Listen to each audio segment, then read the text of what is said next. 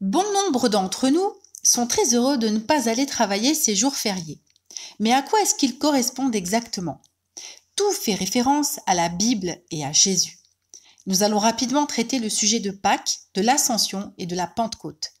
Dans la religion chrétienne, Pâques fête la résurrection de Jésus, alors que dans la religion juive, elle commémore le passage de la mer Rouge.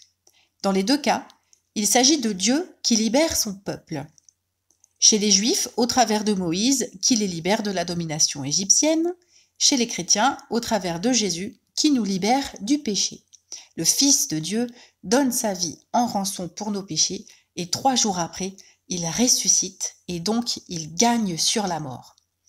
40 jours plus tard, nous avons l'Ascension, qui célèbre la montée de Jésus vers le Père.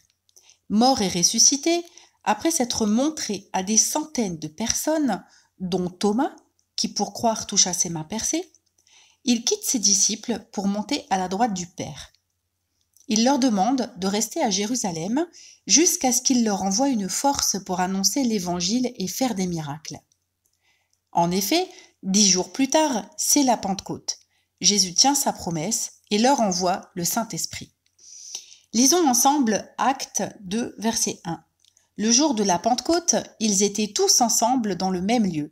Tout à coup, il vint du ciel un bruit comme celui d'un vent impétueux, et il remplit toute la maison où ils étaient assis. Des langues, semblables à des langues de feu, leur apparurent, séparées les unes des autres, et se posèrent sur chacun d'eux. Et ils furent tous remplis du Saint-Esprit. Sans cet événement, l'œuvre que Jésus est venu accomplir serait imparfaite.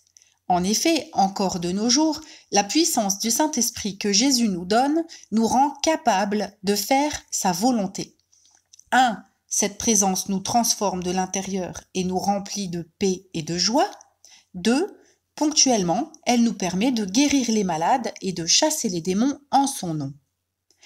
Non, le message de Jésus ne s'arrête pas à sa mort sur la croix. Cette croix, c'est le point de départ d'une vie nouvelle en lui. Les apôtres ne sont pas les seuls à avoir reçu cette puissance pour propager l'Évangile à travers le monde.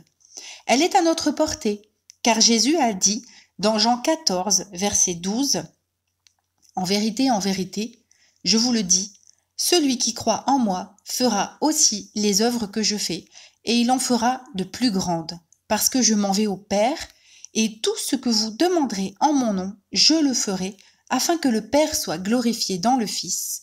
Si vous demandez quelque chose en mon nom, je le ferai. »